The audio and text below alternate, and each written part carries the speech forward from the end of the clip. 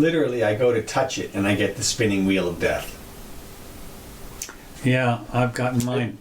I mean... No, mine is the same way. I think I told you that mine has really gotten bad, and they tell me... Well, it's been fine ever since like, everything that I've done here. God. Okay, so no music. Interesting. It should quit after a while. Mine does the same thing. It goes on forever. And what they tell me is it is a sign that the hard disk is failing. Uh-huh. And I found out that there is a way for not much money. I don't know if I want to do it or not. I can put an SSD in it and replace the hard drive with an SSD. Mm. Well, anyway, hey everybody, it's the Jimmy Doane Show with no music. Yeah, well, what can I say? The music has been working, and I went. You know what I did? I broke the rule, which is I turned the computer off. Ah. And so now it's obviously got other stuff to do. Ah, yes. Well, that's true. I guess that's true. To play with me. So anyway, hey everybody, this is the Jimmy Doane Show. As you can see, we are live. As you can hear, today is the 5th day of April. Happy birthday, Aunt Kathy. Hope everybody's doing well out there in the shelter-in-place situation. Yeah. But anyway, I'll post a copy of this video up on Twitter and YouTube later, hopefully with all the subjects time-stamped. And then also you can find us around the web in audio format, podcast on Libsyn. You just search for Doane, D-O-A-N-E. We come up all over the place. So anyway, hope everybody's doing well. We are here, as you can see, deserted streets in the 28 Days Later set. Yeah, because that is what's going on right now. Okay, well, what's interesting is what do you think that all the news is about? The election. Excuse me. Oh God, no, that's a coughing. Yeah, right. Yeah. It's about April Fool's Day. Yeah, COVID-19, whatever. Spring break. Spring break. That's right. Okay, well, let me just go through a couple of things before we get to a couple of things that have nothing to do with the coronavirus. Okay. I'm just looking here to see. Now, one thing I'm going to ask you, you've done before, thank you. Mm-hmm. There's a couple of other things, but let me just go through here in order. The coronavirus stricken, there's a cruise ship that has, it's carrying 4 dead passengers and hundreds of sick. Finally docks in Florida. Right, yeah. Burial at sea, that's right. Well, that's what I'd have done. Heave them over. Well, of course, then you got to touch them, but I don't know. The question is, how long does the... Bed sheets, man, just roll them right up I suppose, but the question is, how long does when they're dead, how long does the virus stay with them so you can touch them? Or not? Well, probably a while. Probably a while. It just kind of hangs out there and seal that room off. That's it. So anyway, initially our governor said no ships with CV. I'm going to call it CV. What coronavirus? Whatever. CV-19 should dock here. Well, of course, there's dead people, and there's a lot of them that need to go to the hospital. So he finally relented. Seems little enough to ask. It reminds me of the years ago when Roosevelt would not allow a ship of Jews to dock any place right at the beginning of the Second World War. There was a big anti-Jewish thing back in those days, in the 30s, and they stopped this ship with 1,500, 2,000 Jews that had fled Nazi Germany, and they tried to dock in Havana, which back then was different, and tried to dock at 3 or 4 of the eastern ports, Charleston and Charlotte, and on up to and they were turned away, so they had to sail back. And they docked in Nazi-held France, and the word is that they all got herded off to concentration camps and died. Yeah, and got killed. Saved them by Yeah, well, look, it's not exactly the same analogy, but what you're pointing out here is something that's very no important. analogies are exactly the same. Well, it's not 100% parallel. Not even close. What you're pointing out here is something that's very important, which is that these top-down decisions, people are calling for this all over the place right now, and I'm going to caution everybody to be careful. Because you've got intelligent, compassionate people in positions of authority all over the place. You don't need to have the governor close all the ports in Florida. You can have the port authority in each place make a decision as to what's going on. And I know people are, oh, well, to spread the disease around. Look, nobody wants the thing to spread around, okay? But you're going to have a responsible person make a decision. And there's nothing different about the port authority guy as the governor. I mean, there's no difference except that one has guns and has a broader spectrum of control. If you think that the governor has any specific acumen about disease spreading or ports or anything like that, no. He has a special acumen on getting reelected. In other words, you have to do something that is, quote, popular at the moment. Yeah. And but now he's going to get it. Initially, he said no docking. Now, of course, there is docking. Yeah. Look, but he had to make a decision. I mean, right. They had to make phone calls. People had to sit out there. How many days did they sit off the coast before they could call back and get the okay from one guy? Right. And did he actually make the decision, or was that decision made by a subordinate ultimately anyway? I mean, who knows? Right? I mean, they say, oh, it came from the governor's office. Maybe he did. Maybe I'm just throwing that out there as another possibility as to why. I'm guessing that the governor actually did it, but there's almost 2,500 people on both vessels. There were two vessels that got to dock down there. Okay. In that neighborhood, 311 were American citizens out of the 2,500. It is unclear whether or not they're going to be tested for COVID-19 before returning to their homes. But apparently there were maybe tens of people that had tested positive out of the 2,500. Now, one thing you can rest assured that once they're all cooped up on this cruise ship, that there's going to be more people. And, at some point, you better let them off there. At least check them out before you do anything. Now, the other little minor problem, of course, is this 14-day asymptomatic, asymptomatic, I can't even say that, asymptomatic time when supposedly it can be spread, for 2 weeks. 2 weeks. Yeah, 2 weeks. Thank you. From Mars. Mm-hmm. Ripping his face off. Okay. We got it. Yeah, we did that. So anyway, my point is that it certainly is compassionate to let the damn ships dock and then figure it out. I mean, the idea of keeping them offshore to me is I can understand it maybe if you were a dictator in Hungary or something. Well, exactly. Look, it comes back to think about what you can do. You can't lock somebody in a room. Now, if you're a captain of a ship, you can do a lot to protect your ship, but you can't just hold people offshore, and that's been decided a long time ago. There were contracts. I mean, one of the very first contracts cases you read in law school is about somebody who contracted for a ship transport to America, and they brought them to America, and they docked in the harbor, and they're like, well, you can get the rest of the last mile here. And the people are like, well, what the hell are we supposed to do? Swim from... Yeah, and they're like, yeah, well, we brought you to the edge, and so you're here, basically. Right. And it's like, no, look, at every turn there are people involved. You know that the captain is concerned about the passengers. I mean, you just know that. He's a human being, okay? And they're going to make a compassionate decision. But for the most part, that involves people's liberty. You have to let people do what they're going to do pretty much all the way around. Well, one of the things that's a problem that a lot of people talk about is none of these ships are flagged in the United States.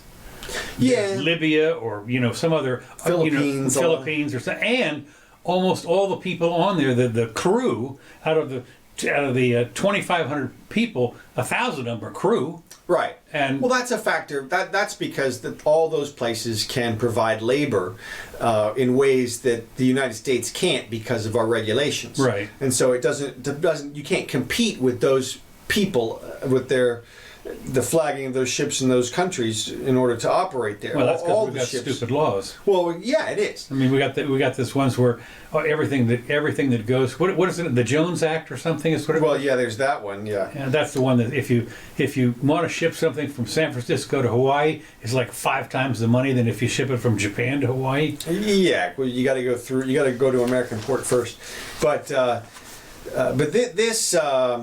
I mean, what? So the point is that these ships are essentially American industries, even though they're flagged in other countries. Right. Well, yeah. And there's a couple of them that are maybe Brits or something. Carnival. There's a couple of them that are Norwegian. Yeah, a couple of them are from other places, but a lot of them are American. But even so, they're all full of people. I mean, my thought is you got to let people do what they're going to do. Look, everybody keeps assuming that infected people are going to negligently affect other people, like they're just going to run out there knowingly and infect other people. That's not what people do, okay? And I saw today there was a guy on Rachel Maddow who was calling for people to be removed from their homes so that they is this the red flag gun law only with people? Yep. This guy was on there and he was saying for everybody's safety and for their own safety, he emphasized that's right. For their own safety, you got to pluck the infected people from their homes. You have to test everybody forcibly, first of all. Right. Millions of people. You can't rely on the first test. So you got to test them multiple times. Yeah. And even if they're asymptomatic, and then if they test positive, you forcibly remove them from their homes and put them in another home. Of course, forget about the false positives, I guess, because you're forcing people out of their homes and you throw them into a pit with a bunch of other people. Well, not only that, if they might test positive for, I don't know, but there's some people where they have a little cough like that. Right. Maybe they test positive, but it's not serious. Right. Now, of course, if they touch somebody, they might transfer enough germs to make that person test really bad. Right. I don't know. But like you say, when you start to show up at the front door with the military people in the back, and you've got your little measuring stick here. Yeah. Well, look, fortunately, I don't think it's going to get to that point because, and only because, this disease is only missing one component, and that is if it were really deadly for a lot of people at the end game, then that kind of stuff people will be really more talking about. I don't know how serious, where the dude came from. He sounded like some kind of doctor or official in charge, but he's on Maddow. I mean, well, right away, she's going to get the whack jobs. Well, it's going to be whatever is sensational. I mean, we can count on the news to be sensational. She does everything for the ratings on her. That's what I mean. Her audience, which are all lefties, and me and you. Which of course, yeah, right. I listen to her just because she's such a whack job. Yeah, I mean, I've stopped listening to anybody in the mainstream media. To me, they're just like normal people. They're just like a regular person. It's like I'd rather just see somebody randomly on Twitter do their own report. They don't have any special information or anything. I mean, they don't have any great. I mean, they're there originally because you needed somebody who could read the words on camera. Right. That's what you needed. The talent was to stand there and earnestly look at this camera and read these words. And also in your ear. That's it. And you've got your producer saying, now do this and do that. Okay, but now it's a show, as everybody should be aware. Yeah. The market exploded, and now what you want is somebody on there who is a member of a particular group or class or category. Well, you certainly have to know that the guests, so to speak, are vetted before they show up. And I would guess that Rachel or her producers or the talent people in back of her, find out a little bit about the guy ahead of time. Well, more than that, I think it's all produced. It's like, hey, we want to do a piece about President Trump on coronavirus. So who can we get to say Trump's an asshole because he did that's blah. right. Oh, I heard Jeff say that the other day on other station. Let's get Jeff. He's good at that. He'll say that kind of shit, like no problem. And I mean, even on McLaughlin Group today, I mean, I tried to watch that, and Clarence, what do you think about the virus thing? Well, President Trump was slow about. It's like, God, Jesus, man, who gives a shit what other people did? Tell us about what you're thinking about now in the future. It's funny you should mention that because it didn't start today until noon. McLaughlin. It was Okay. It was postponed until noon today, Okay. and I didn't get to it. I had to work on something.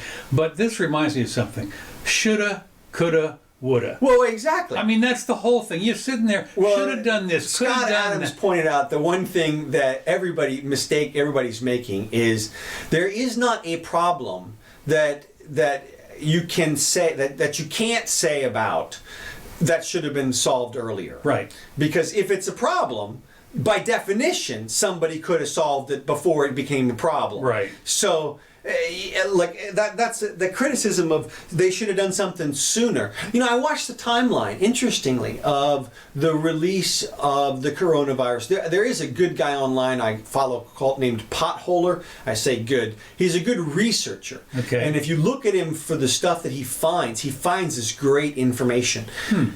He pointed out and he showed the Chinese government identified the virus like December 25th. Okay. And on like the 29th of December, by then they had released the genome already.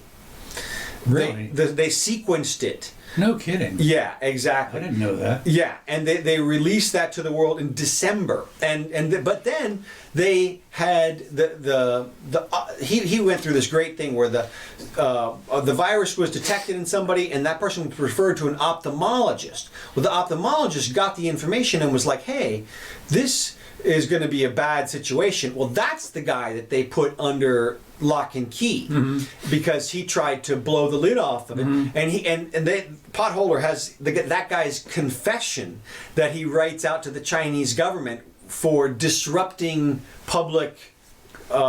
Something. Yeah, exactly. Scaring the shit out of people. Scaring the shit out of people by raising the flag on this thing. Yeah. And that guy eventually died. But the point was the Chinese were not slow to release information about the. Well, the it was thing. also interesting. I noticed, talking about the timeline, I saw one the other day where, even here in the United States,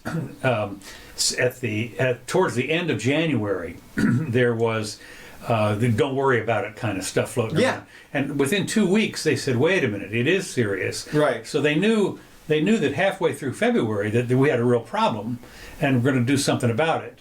And but that's about as quick as you can get anything, it seems to me. And what would you do at that point, not knowing? At that point you had 3 deaths in the United States or something. Yeah. And at what point do you really close all the doors and windows? It took a little while to figure it out. And as I said, Well, even in hindsight, I mean, it would be impossible to tell Right. because of the latency and the spreadability. that's the other thing. of It's the still disease. we still got a latency, and I thought it was interesting. And I'm going to get into this in a minute, but we're still saying the next 2 weeks they said are going to be the worst we can. And I'm thinking, how do you know? I mean, what Well, they're basing exactly. Well, that's exactly correct. And one of the mistakes that people continue to make is the lethality estimates because they're all based, as you can imagine, on the testing. That is, one of the numbers is not known, which is how widespread the thing is. Yeah. And here's the thing: there are some real weird pieces of information that we have currently. Some incompatible pieces of information. really? Yes. Well, yes. We have the Chinese, and this is the slideshow of the whole thing. This is China in the very first time reported in March. They have 80,000. In January they have 80,000 cases at the end of January. Deaths or cases? Cases. Okay. They still only have 80,000. So that we know of. well, exactly. So either they're lying to us. They speak with forked. Maybe so. But what about South Korea? Yeah. Same thing. South Korea is up to only 12,000 cases or something, and everybody. You look at this chart. This shows we blow by everybody in terms of what's going on here, in terms of our numbers, the explosion of numbers. So either one or two things is happening here. Either the disease is way more widespread than people are thinking, and it's just not being tested in certain places. Well, a lot of it might be just. That's what I'm saying. In other words, it's like a normal flu Right. or virus, or even just a cough. That's what exactly. For a lot of people, Right. it doesn't do anything significant, and then it could be very much more widespread without and these numbers could make sense. Well, we're going to find out. Well, we got one other weird alternative, which I'll bring up since why not? Okay. But there's a Conspiracy theory? Well, exactly. This Okay. is it. Check it off. Ring the bell. Hit the thing. Call Art Bell. Whatever it is. That's right. Look, here's the thing. As we talked about on the last show, this disease seems to be linked to a particular type of bat, the horseshoe bat. There are no horseshoe bat colonies anywhere around the Wuhan. Oh, this is from Stefan. Well, it's from. Stefan said that it's 1,000 kilometers away. It's in this one. Yeah, place, I heard 700. Or whatever, a lot of places away, and it's in this one cave, and so the bat flew 700 miles specifically into Wuhan and bit somebody or whatever, and that's one. That's one. Or the much more likely possibility, which is that this bat was under observation at the Wuhan laboratory there, right? And then some doctor got some on his hand or whatever and went down and bought some fish at the market. That bat is not sold at that market. Right. So it couldn't have come directly from the market. It had to be spread around at the market somehow or something like that. So now there's a speculation that maybe some of the tissue from the lab made it out to the market somehow. I don't know. But what I'm getting at is, if you want to go full conspiracy theory on this, and you imagine that the Chinese have somehow contained this, how can it be that, as densely populated as we know China to be, that 80,000 cases sprang up and yet they're not there? In other words, they have some kind of antibodies or they have a vaccine already that they're not telling people about. I told you to ring the bell. I told you to ring the bell. All right, well, we're in the weeds here. Okay. All New Yorkers have been told to cover their mouth and nose with homemade cloth. Uh-huh. This is sort of preserve the N95 thingies for the hospital and the first responders. Okay. So if you can't get the N95 thing because Amazon's not even selling them anymore or something, I don't know what. He says he does not regret issuing an order earlier because the masks are needed to be prioritized for hospitals. And so he says, well, what you need to do is to craft your own face covering using a scarf, a cloth, or bandana, leaving face masks for... Now, one of the things you have seen on there is how you can take a thong. Did you see? Yeah. Well, I've seen underwear. Bras, yeah. Underwear also, where you put the underwear on your head and you wrap it around and it comes up just like this. Now, it's, and you look, of course, what's interesting is they have, they're now he's recommending you wear the mask out every place. Yeah. And that sort of thing. And of course, the banks, for instance, you're not supposed to walk in there with a mask, and a lot of places. Yeah, that's all been waived. I think they have waived that. Yeah. And it's a this mask, not a this mask, that they really care about at the bank. Okay. But you're right, and we should point out that those countries that have the anomalously low contagious rate also are high mask wearing countries. Oh, is that right? Yeah. They're like Japan. Yeah. Japan had a couple thousand cases, so we still only have a few thousand. Everybody in Japan wears a mask. Right, yeah, you're right. I mean, if they get sick, man, and I think that the other places that are on that list as well, I think South Korea does as well, and Taiwan, and those other places. Could very well be. Anyway, he said, he wants the New Yorkers, de Blasio says he wants the people in New York City to craft their own mask. And so he said, calling for a national, and the other thing he's calling for is a national enlistment, i.e. a draft, literally, of professionals. Mm-hmm. In other words, if you're a doctor or a nurse or something like that, you can be literally called up as you would with a draft. To come to New York. Well, there's a lot of talk about this. I heard Bernie on... I got Bernie here. Bill Maher. Oh, yeah? And he did the 15-minute interview and basically said the same thing. I mean, they're talking about they want to nationalize everything now. Use the Nationalization Act to order all the companies to create the products that we need now. That's that 1955 War Act. No, it was before that. I guess Roosevelt did it when he nationalized the Ford and everybody to make tanks and stuff. There you go. Yeah. So you got to ask yourself, and as I continue to ask myself, I mean, I don't ask myself, I know the answer, or I know the answer that I like, which is, look, you just let the market deal with these things, and you tell people this is what you need, and you let them do it. You don't go in and take over their companies or order them to retrofit and design these different things. But what if they don't? Well, exactly, and that assumes, of course, that nobody cares except the people in government. Right. Which is ridiculous. Which is totally ridiculous. In fact, they care so much that they want to take away your freedoms. That's for sure. Any liberties you got. Well, that's because they care so much. Right. It's like, look, you should have seen. Did you see about San Diego? No. Today in San Diego, apparently they released an order that basically seems to say you can't go outside. It really seems to say you can't go like for exercise. Yeah. And it's like, what? Well, you hear the anecdotal stuff, of course, about the lady who, the teenager, 19 years old or whatever, and she's driving her car. She's alone. Mm-hmm. And they stopped her and they gave her a citation that ends up being $250. Right. For, endangering them. And wait a minute. Of course, the cops are out there, in pairs or whatever it is. Right. So they stopped her, and apparently she made an idiot thing like, I'm just driving around, what do you stop me for? And of course they gave her the your taillights out trick, which of course she went home and found out that it wasn't out. Right. And so forth. But I mean, she had a $250 citation. Well, of course the courts are closed, so how do you pay it? And when are you going to go in there and say, this is the stupidest thing I can imagine? Right. And, you just find it hard to believe.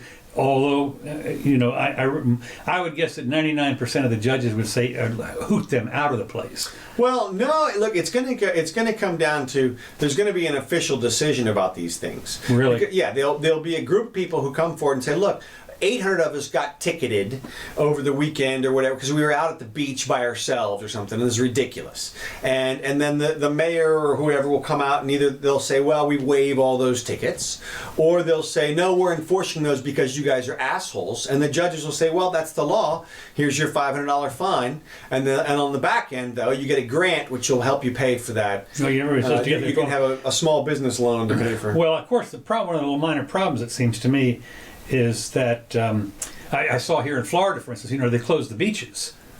Yeah. Basically. And you can't even drive on them. If you drive alone, you can't. Now, of course, what happens if you're in a condo that has a beachfront? Right. Now, of course, they can keep you off the dunes. A lot of the places here in Florida, when you go out of your condo door, I don't think you actually own that beach out there because those are protected dunes. Mm-hmm. But if you happen to go out on the dune, I guess they can stop you and give you a big fat ticket or something. Well, if you're all alone. What you're pointing out, there are places in Florida where people own actually the beach all the way to the water. Yes, to the high tide or whatever. Yeah. And so, I'm on my own property. Too bad. Yeah, exactly. I mean, I would imagine that if you can't, like in San Diego, if you can't go outside and you go out to get your mail, you went outside. That's the weird. The questions were things like, "Can I walk my dog?" Yeah. And it was like, yeah, exactly. No, I think when I think about it here, every morning I have to go out to get the newspaper, which is my home delivery of toilet paper, and every day, and then of course every day except Sunday, the mail comes. The mailbox is 75 feet out my front door. So, maybe they can arrest me. Close enough. That's right. So the next thing on the list is, and of course the other thing that I have outlined here is this asymptotic business. I mean, who the hell knows? If you're not showing anything, what are you going to do? I just don't. You're a danger for 14 days, but who the hell knows? Well, it's true. I hope people are seeing this incident as a reason why experts should be questioned about things, because we've seen experts all over the place. They get questioned by other experts. Well, but yeah. Peer review. Man, it's just... It's crazy. I saw these two release the top myths about coronavirus. Yeah. And they went into it. And some of the things were like, they talked about the masks again. And again, the false fit thing and stuff. And they said, well, it's better just to use your own, don't use the good respirator. It would be uncomfortable for you anyway. They did have. I saw where somebody did YouTube of somebody coughing with a mask and without it. Yeah, the heat. Did you see the heat signature one? No, what I saw was the droplets. Oh, okay. And it turned out the droplets with the mask on still come out about this far. Oh, okay. And with the mask off, it's considerably further. The great video is there's a heat signature one. Really? A guy standing sideways, and you can see, it looks really good because you can see all of the heat coming off of the guy just generally. Okay. So there's a steam that's just rising all the time, as you would expect, as the body is just generating heat.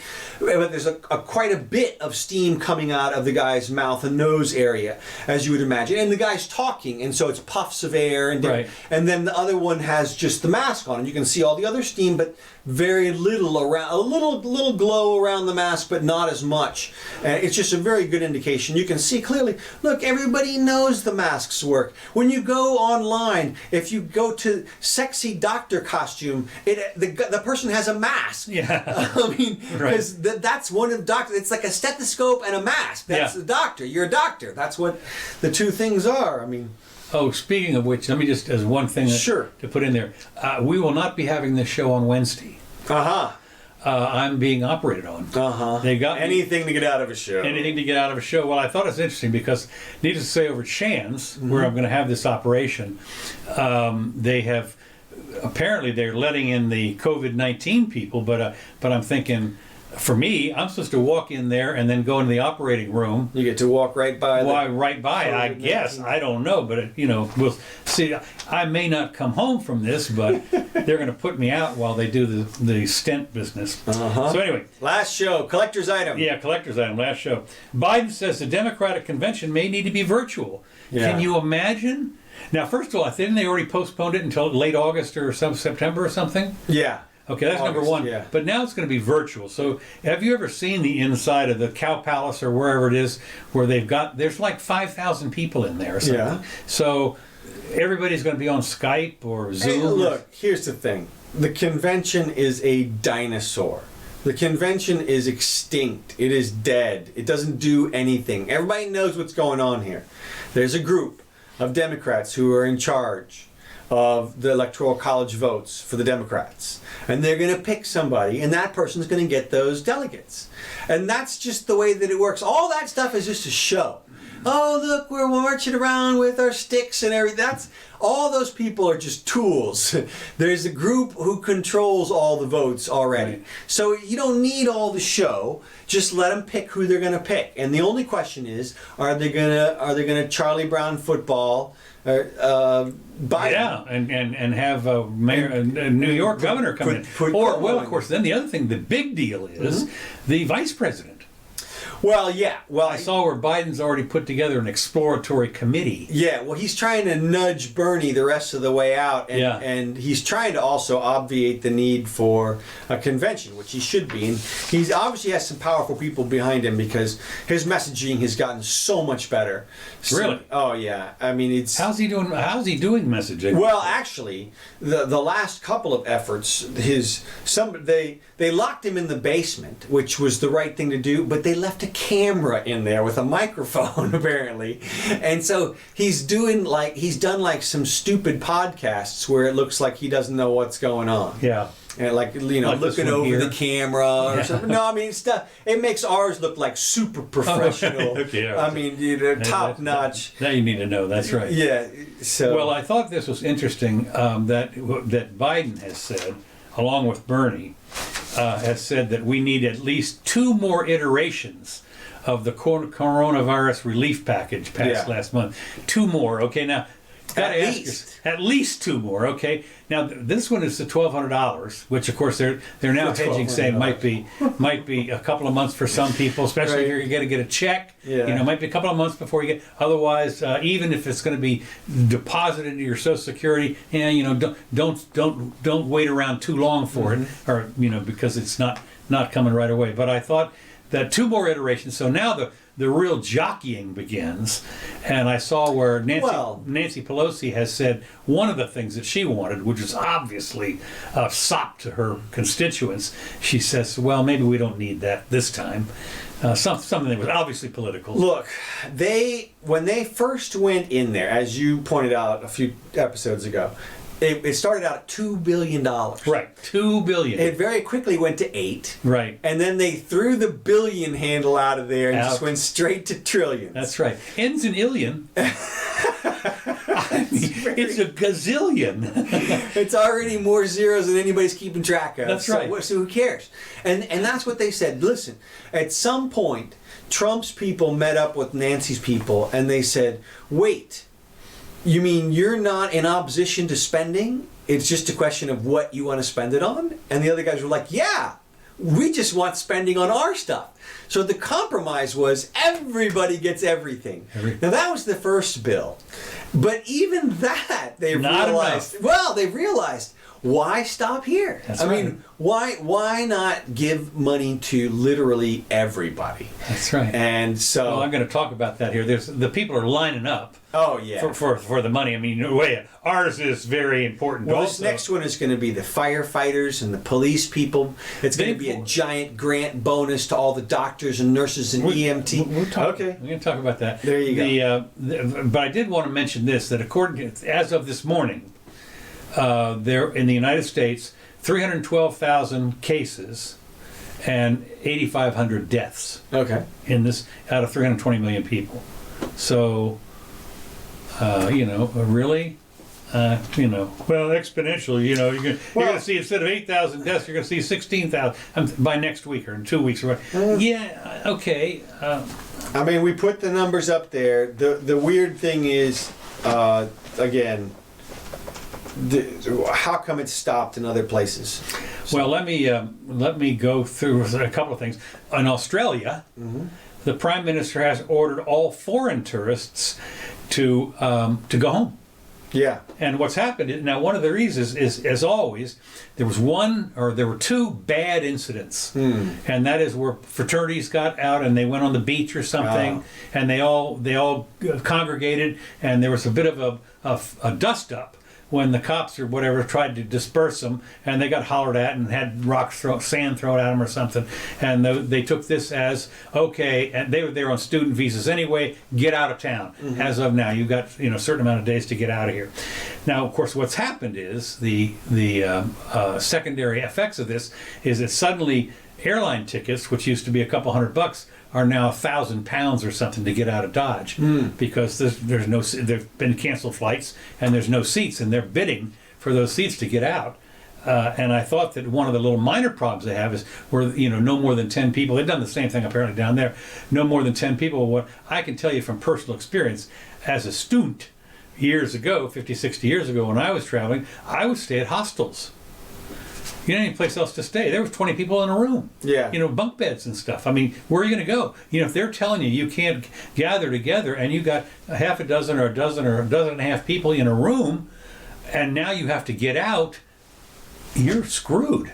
I mean, you are screwed. Did you see the two people trapped in the Maldives? Yes. Now I saw that they said in the Maldives. Now I saw their picture. Yeah. And apparently they're there for like ever or something. Well, I think they left now. Oh, did they? What happened? But what happened was they went there for their honeymoon. Right. And then everything shut down at their home airport, so they couldn't go back to where they were from. Okay. So they were held over a little bit, and then the Maldives shut down their airport, and so they got stuck there. And then apparently there was some kind of a rule which says that the people can't leave the workers can't leave the resort until the last tourist leaves. Okay. And so dozens of helpers were stuck. Yeah. Waiting on these two people who were stuck at the resort. Stuck in paradise? For the 3 weeks or something. But now they were making them pay for it. They were. Oh, really? Yeah. What if you say no? Well, that's what I was thinking. I was like, oh, yeah, just charge that card. Yeah. Right. I mean, what do you mean you're making me pay for it? I don't want to be here. You got that card on file, right? Yeah. Yeah, no, that's good. Yeah. That's it. Well, you can imagine when the visa people call up and say, right. "Are you authorized another 20,000?" Yeah, exactly. The limit on this is $5,000. Yeah, that's right. You charged 75 so far. Yeah, that's right. So anyway, this is great. Well, of course, another unintended consequence is we have no money, says Texas. what happened is the collections on taxes have tanked. Yeah. Because nobody's paying any taxes. They're not going out. They're not spending money. They just dip into the old trust fund there? Well, yeah, they have said that. They have. Some people have you think of a place like Illinois or Chicago that are already really broke. Uh-huh. I mean, they got no money. Yeah. And so where are they going to get it from? Who knows? Just float a bond, right? Yeah, right. Yeah, well. So anyway, they have ordered businesses to close and people to stay home, but the public health measures have created an economic crisis that will hit state and city budgets. Now, what they're doing is all the policymakers are trying to figure out, well, where are we going to get the money from? Because all the money comes from the citizens, all of it. You don't have any. You don't not get it from it's done. They can't. First of all, most of the states, I think almost all the states they don't have a printing press. Oh, okay. No, they don't have a printing press. And of course, what they did in California was they issued script for a while to pay people. Uh-huh. And they said, when we get money, you can cash your script in for cash. But but the point was that the most and Florida's one of them. You have to balance the budget. Now the budget's already been put out there. It was just passed. Yeah. And so wait a minute. It is going to be sadly and horribly out of balance in about a week. Well, they just need to do another deeming, though, of course. Yes, I guess they can, but they're going to have to call them back up to Tallahassee where they all get together. Now, one of the things is they said in Colorado that their budget committee, which they've done a thing, they have to meet again. They said, but we can't meet. I mean, we can't, we have to meet virtually. Well, some of the rules require them to meet in person. Otherwise, yeah, right. That's what I'm saying in Colorado. And they can't change the rules without first meeting in person. Exactly. Exactly. I mean, they can't, you can't even Skype everybody in or Zoom everybody in or whatever. But look, this is going to be one of those times where people are like, well, we're all here. I'm going to say, for purposes of that rule. For purposes of that rule, we have a quorum. That's it. Yeah. We are in the same place. Yeah, we're in the same place, right. We are. Thank you. Interestingly, they have a standard in the law called sight and sound, which constitutes presence in certain circumstances. Okay. And by that it means, for example, let's say you're right here, and I'm in the kitchen over there. Well, I can hear you. Right? Mm-hmm. And if I look over this way, I can kind of see you, right? So you're within my sight and sound. So if you give me some kind of authorization, sign that check for me or whatever. Well, they use that in the courtrooms all the time. They're on TV. The defendants are on TV. Yeah, but they had to sight and sound. They had to do some wrangling. Like, for example, I mean, it was years after the internet was fully cranked up. It was like 2011 before you could file paperwork online. Oh, yeah, okay. You still had to send triplicate in the mail in 2010. On a big, on an 11-inch long, or that's it. 14-inch long. I mean, yeah. Double spaced. Man, exactly. Numbers. That's it. Yeah. I mean, it was print city in 2010. And then, and finally they got it. They were like, "Look, man, like even the kids are using this internet thing." Well, I thought it was interesting. Speaking of that, is it still true that lawyers use fax machines? Some. But I know my doctor does. Yeah. And there are some things, but I thought that it's interesting that at least some lawyers would turn off their fax machines at night. So now I didn't get it. Yeah. Well, now the other neat thing you can do is that's one tricky thing. One other thing is now the fax machines are all linked up through online, so you can have these virtual fax machines. That's true. Which is kind of neat. So it's just another way information can be communicated. Ankle monitors have been ordered for Kentucky residents. Yeah, Louisville, I saw that. As we've noted recently, COVID-19 is the perfect cover for the government to usher in the massive surveillance state. Now, already, they've had a smartphone tracking where they can tell where you are by tracking your smartphone. Yeah, we talked about that. And but I mean, and if I suppose if there's 2 or 3 smartphones in the same place, that's reason enough or something to. Well, these days the proximity detector is probably good enough to tell you if they're within 6 feet of each other. Right, that's what I'm saying. So that's first of all. But what you do is you put a little alarm on there so that when the two get within 6 feet of each other, it shocks both people. Well, you could do that, I suppose. Or at least it could let out that alarm they have for the Amber Alert. Right, exactly. That thing's like. Woot, woot, woot. But I thought it was interesting. Residents in Kentucky are figuring out this firsthand. They've already seen an increase in digital surveillance and smartphone tracking, but now there's a new report that shows anyone refusing to quarantine after virus exposure could be subjected to wearing a GPS / cellular ankle bracelet issued by the courts. Right. Okay. Now, so that's a little different, obviously, because that's people who have been positively identified, and I would imagine, well, I mean, at least one test, but positively identified. And so, look, the thing is, you don't need that, because if somebody's going to be positively identified as having the virus, they're going to self-quarantine. They're just going to. 99 out of 100 people are going to take care of that themselves. So you would think, but of course they will. As you well know, one of the things that happens, this is a corollary to the little girl in the mine shaft, and that is the one person that ruins it for everybody. Right. So they have to pass a law. Well, right, but they don't. I mean, you just don't, and we'll see how far this goes. Again, I mean, if they're really taking it so far as to make it so that you can't go outside in San Diego or walk your dog or any crap like that. Yeah. They're slapping ankle monitors for people, ripping people out of their homes. There's going to be some serious backlash. I don't think any of those things are going to come to pass in any. Well, what we see so far is anecdotal stuff. Right, that's what I'm saying. We've seen, I mean, and of course, this is stuff that makes the news these days. Yeah. Little old lady gets stopped, blah, blah, blah, Yeah. whatever, and you're thinking, and Jesus, They suggest using your nightstick, officer. That's right, yeah, that's right. Well, of course, people all want to get in on the next Bailout. Bailout, right. Ford wants a repeat of cash for clunkers. Uh-huh.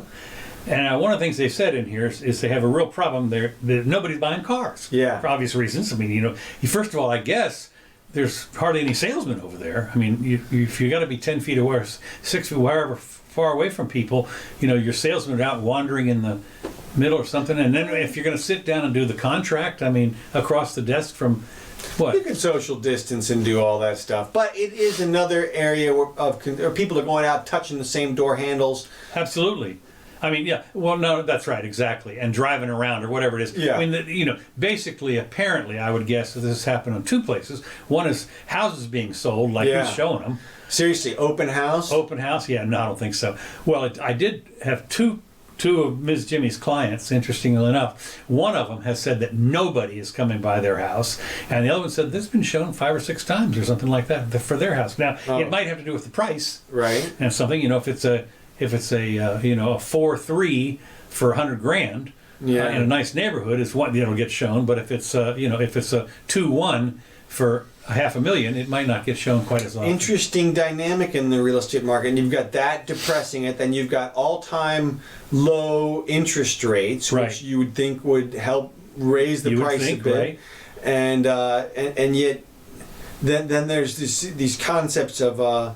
If the market crashes, I mean, I've seen people project that the real estate market is going to take a major nosedive. Well, it did in 2008. Yeah, well, Of course, that was the cause of it. Of the 2008 thing was the housing crash. yeah. I mean, that was one of the pins, I think. Yeah, it was. But I don't think we're in any much better position than we were then. I mean, there's not so many underwater mortgages as there were. No, that's true. Or what you call Well, they might be underwater after a while. not underwater, but high risk, basically, as there were then. But if people start to lose their jobs by the millions here, Right. Well, that's what, of course, what they want to do, and Bernie's going to talk about this too, and that is they want a federal law that says you can't foreclose, basically, if you don't make your payments. Well, look, here's the thing. There's Good a luck on wave. that. Well, exactly. Well, there's a wave of people out there who are just saying the government needs to solve all these problems. And Right. Bernie was out there saying this is unprecedented.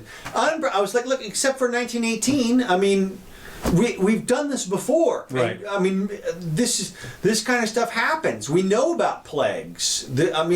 Well, these are, this is almost an act of God. That is to say, Hurricane Katrina, who was prepared for that? For God's sakes, and none of that they were screwed up. But people were warning New Orleans. They for were decades. warned. I will say that. But right, well, yeah, that's Look, true too. look, it's like if a earthquake hits California right now, you're warned. Okay, Yeah. you're on warning. Yeah. You know the subduction zone in Oregon. You're on warning. Expect it. Okay, it's gonna happen. Not even like it might happen, but it. Last week there was one in Colorado or something. Idaho. Yeah. First time ever, and it was a big one, 6.3 or something. Yeah, that's pretty big. And so the let me point finish. is there are things called rainy days. People have been dealing with this stuff since the beginning of time. It happens. We know about acts of God. This is going to look. I think that a year from now, 2 years from now, this will all have gone away one way or the other. Yes, yes. Although, unfortunately, what it'll done is to give the people this time, another for any other small thing, we'll close everybody down again. Well, it's going to be interesting to see how people respond because, like I said, there's two competing waves right now. There's the socialist waves who are like, the central government needs to take over everything now by order of force, send out the army right now, take over, do what you got to do, and solve the problem, and then give back the power. Well, I'm not too worried about the militia, the army, the cops, because as soon as they come up to your door with 5 or 6 of them, you figure that they're going to have to do the 10 feet apart. Well, yeah, exactly. I mean, what are you doing here? Well, as we talked about in the beginning, they don't have the manpower to enforce any of this shit. No, I know. So it doesn't matter what they can scream and yell. Everybody's got to stay inside all they want. If people don't want to stay inside, they're coming back out. Yeah. And I'm telling you, that's going to happen this month. After Easter, just watch out because people are coming out of their homes. It's going to happen. I don't care if they're dropping like flies, they're still coming out. Speaking of which, when you talk about people coming out of their homes, they say that old 19-year-old girl that was stopped with a ticket, again, anecdotal, and the fine and everything. I saw a picture of maybe 50 or 100 cars all lined up and the priest was in front of the cars walking down with the cross, doing the prayer thing. And it was it was church service. Oh. And it was outside in their car. Oh, okay. So, this is... Well, yeah. Well, the drive-thrus have made a big comeback. Yeah. Speaking of which, we're going to drive through tonight and get some food. Anyway, let me just finish this. Or drive-ins, I meant to say. Yeah, Go ahead. Right. Let's see. It said the problem with the cash for clunkers was it was a very brief spike.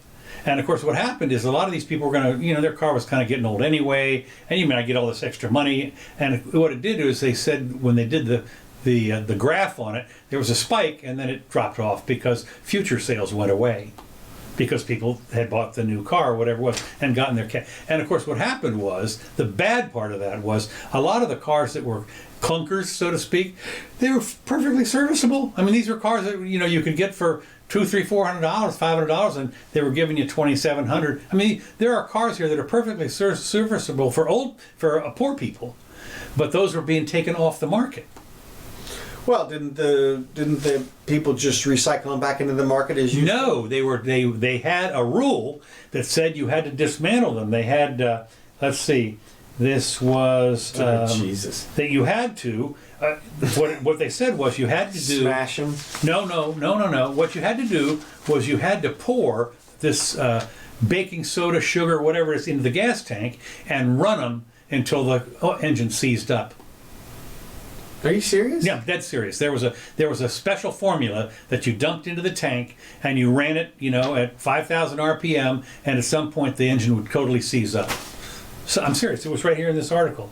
I mean, just thinking. That sounds like a joke. No. That sounds like an Onion thing. No. Let's just see here. You have to destroy. You had to destroy the car. That was what they were panic-stricken about, was that they would be recycled back into. It would, what good is it if you want to take a clunker off the road if you could just sell it back to somebody else?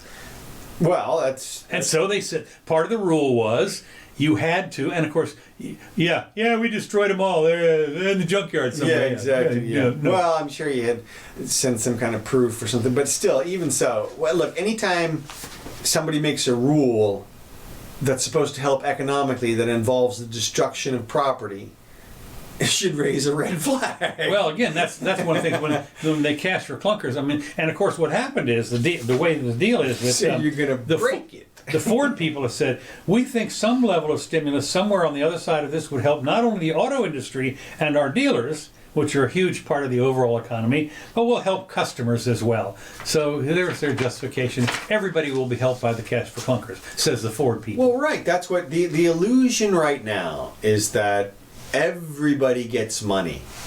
Right. And well, it's just shocking how few people. I've seen a couple, finally, of financial people, not government people, but a couple of financial people have come out and said, by the way, you do know there's a downside to this money printing thing. Well, the thing about it is Bernie Sanders calls for a guaranteed paid medical leave and a $2,000 monthly check as part of the new coronavirus relief proposal. I don't know why. I don't know what. I don't know. Here, what I always wonder is, why does he stop at 2,000? Like, well, in that's his not. mind, No, it's per month. Well, I know, but why not 10? Well, again, I mean, well, come because on, who can don't get afford- cheap on me now, old man. That's right. What? I mean, He wants another relief measures from guaranteeing paid medical and sick leave to all workers to expanding the food programs like Meals on Wheels. like, in Bernie's mind, there is no downside to the debt. He wants to include a major expansion of Medicare, and he wants everybody to be taken care of regardless of immigration status.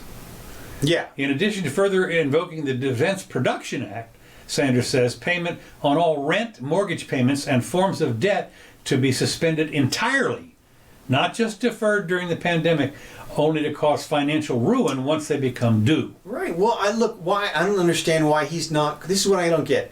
Why doesn't he just call for the abolition of rents? Too much. Well, he is. He is. He says. I mean, I guess it's the all forms of indefinite debt should be suspension. suspended entirely, Okay. not just deferred. Okay. So yeah, that's Bernie. Thank you much. All right. There you go. So anyway, Come that's- on. Now the other thing we got to hear right here at the end. I was going to talk about the Tiger King, but we can wait on that. It turns out that the gouging is unfortunately, we talked about this a little bit last time. Medical supply arbitrage. Now, what this is speculators, and how hordes of middlemen, profiteers, and scammers massively inflated the prices of N95s. How about massively increased distribution? Right. Well, that too. Americans hear it every day during Andrew Cuomo's press briefings in the middle of a crushing pandemic. They're being grossly gouged as they shop around for medical supplies. States are competing with each other for N95s and so forth in a bidding war. Competition. Right, in a bidding war, and Cuomo has blamed it on President Trump.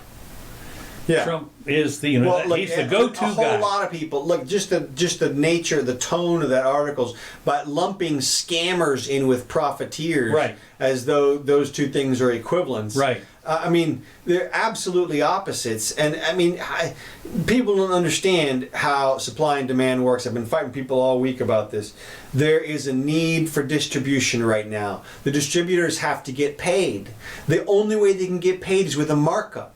The only way they can come into existence is if they risk all their time right now, their precious time, and retool, refocus all of their energy, which is very, very difficult to do.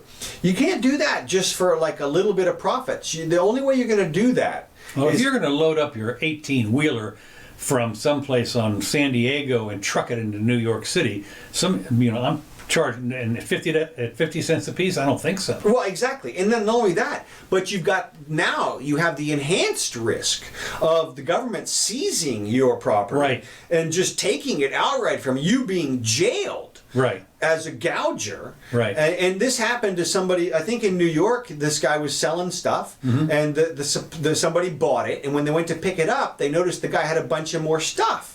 And so they reported the guy. The cops came and took the guy's stuff, donated it to the local hospital, and arrested the guy. If you think about it, the guy is still presumed innocent. He's still facing a trial. He could still win. And yet all of his stuff has already been taken from him and redistributed. And how does that affect all Civil the other... forfeiture. Well, that's it. Exactly. That's exactly what the comment said, too. It's already civilly forfeited. And so... Oh boy, that makes a lot of sense. And you had and then they wonder why people aren't incentivized to participate in this distribution chain.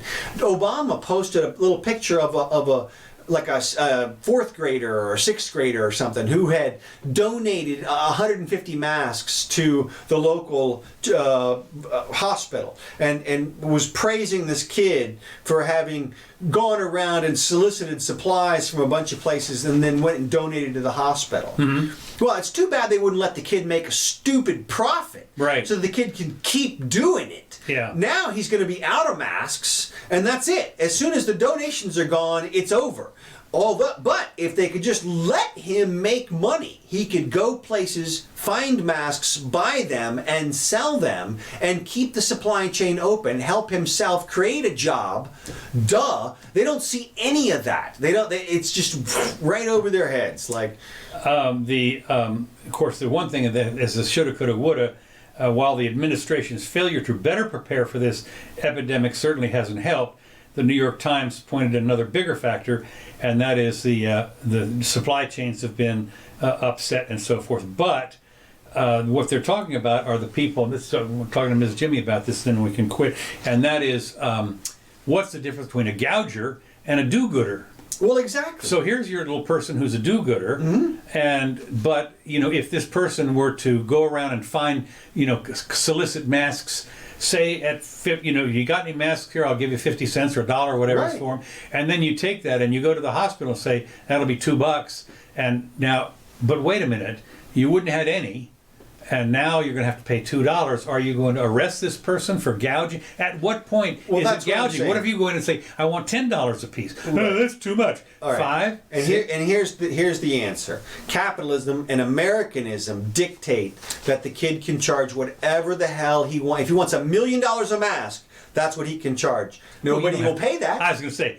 Yeah, you can say no. That's exactly right. And that's why it's totally moral for the kid to charge whatever they want. There's no need for a top-down... Ask. He can ask whatever he wants, right? Right, exactly. And there's no need for a top-down control on the price on any level. And yet there's these people that want meddling from the federal government and to set all these prices and controls and everything. They're going to disrupt the entire market. They could watch and see how American ingenuity comes to life as you incentivize all these people to get in on the trade, make a buck during this whole thing, save some of the crunch that's going to happen to you because of the virus itself. They can create all these jobs in distribution. Well, you think about another thing. As I would imagine that if you had you and there was a mother and daughter who were making the little masks out of they bought cloth at some place, and they're making the masks. Now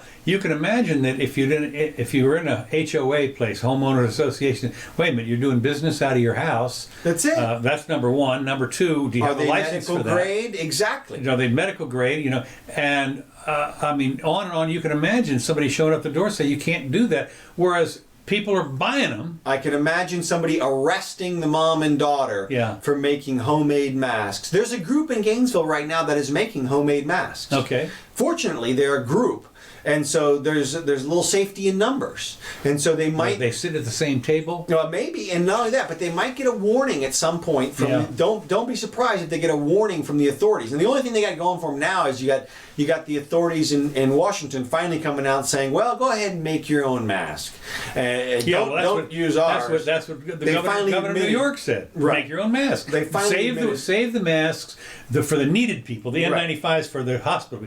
I thought... Who know how to use them because you're too stupid to use them anyway. Of course you are. Yeah, you've got a rubber band and a thing here. I don't know. Do I put it on my tip? That's it. At a certain point, it becomes almost difficult to differentiate the scammers from the do-gooders, and that's what it boils down to. No, it is not. It is very simple to see. Here's what it comes down to. The scammers will lie to you. They will lie to you every time. They will tell you they have something and they don't. They will take your money and not deliver the goods. Those are the scammers. The gougers are not scammers. They are people who are honest business people who you made an agreement with.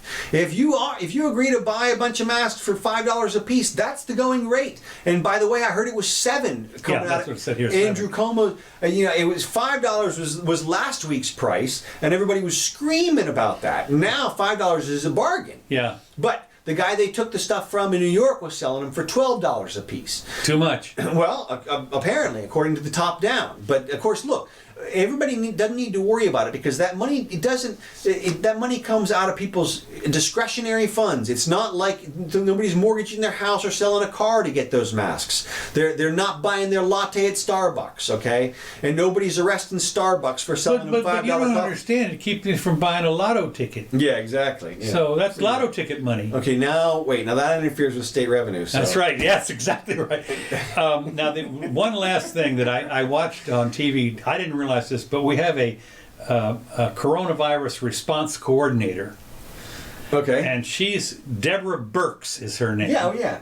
And she's up next to it's interesting when they have every day they've got a report. And Trump is up there with 4 or 5 people. You're just seeing her now. She's been on every day for like... I know. She's been on... No. This is from a couple days ago. Okay. And what got me was she was asked a question by somebody, one of the reporters. Now, the camera pulls back and shows the reporter room there, the White House reporter room or whatever it is. And there's like maybe a dozen reporters there now. They're not 8 feet apart or 6 feet apart. They're apart. But a couple of them are next to you. But anyway, but the people up on stage... none of them are wearing masks. Of course. That's for openers, and they're real close. But this Burks, they asked her a question, and she said the question was, "What are you going to do about the asymptomatic people?"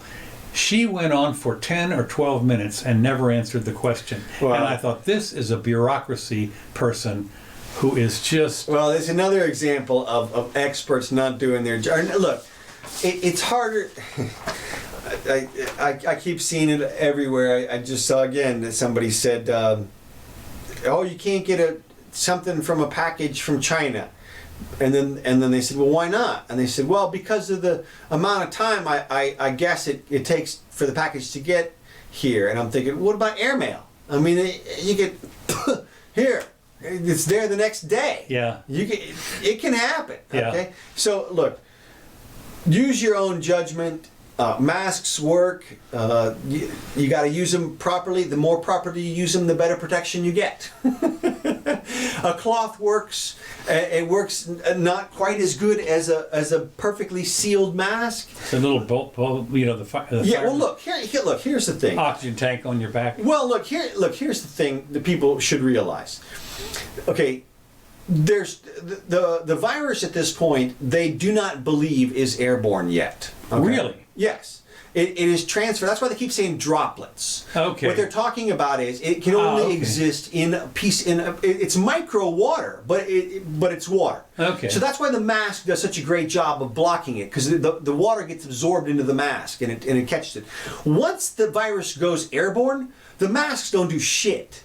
Okay, unless it's the big ones with the actual filter on, and the N95s will filter the actual air. Really? Yes. I didn't know that. Yeah, they're better. They actually have ventilators on them. Okay. So that's what they're different, and that's why like those little ones that just kind of hang in front of your face, they will do nothing if the thing is airborne. Well, the other little problem with those is they help you not touch your face, is what they do. Right. And the other little problem that I have, of filter course, droplets. is that there are so many expressions in your face that are around your mouth. Uh-huh. And so you can't tell if you're at the checkout counter and you got this thing on and and you're smiling or you're laughing. They're not going to know that. So what I do, of course, if I go to the checkout counter, I pull it down like this, and then that's right. Well, what we need is a mask that has a camera on this side and takes a picture of your face and then projects it on this side. Well, I saw where some of the masks now are that they're coming out with are like from the Marvel people. They have actually teeth and face and everything. Yes, yeah, teeth. That's a great one. Well, I was telling somebody like a week ago, I was like, man, if you can get these things branded, now is the time. Boy, I'll tell you that's the truth. American flag, whatever. All right. I'm done. Yep. Okay, sounds good. No show Wednesday. No show. This is it, ladies and gentlemen. It'll be next Sunday. I'm going to be... last show. I'm going to have a shot of Demerol or whatever they put me under. This thing, oh, there it is. Demerol. Yeah, well, maybe we'll get Jimmy on recording on Demerol there. Yeah, well, that's right. Yeah, if they give me my phone, I do when I had my lung transplant. That's right. Call in. No, except we don't have a phone here. All right. Hey Scott, how are you, sir? I should have checked in a little bit ago. So what's up with Trump pardon the Navy SEAL, who his men say was evil, but believe in the carrier commander? Yeah, big deal on the carrier commander. The men love. It goes both ways.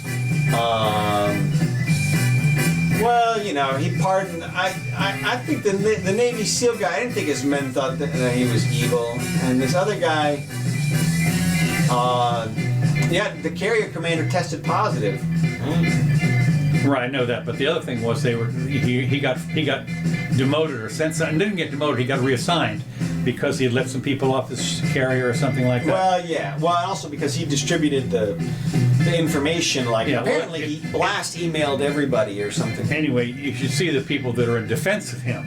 Yeah. And they said, no, this is not what you think it is. Right. This is a big mistake, and so forth. Yeah. Well, I mean, these are singular people, so I'm not too concerned about it. Anecdotal stuff. Exactly. 45 countries stopped bidders from China before we did. Yeah, maybe. 45, really? It seems like a lot. Well, shoulda, coulda, woulda. Well, yeah, again, yeah, that's another thing. I mean, I didn't think we needed to stop it when we did because I figured people would figure it out on their own. But we didn't know it could be transferred so well without any symptoms, so. All right. Well, we'll see you next time. Or we won't see you next time. So we'll see you the time after next. Yeah. So. It's next Sunday. See ya.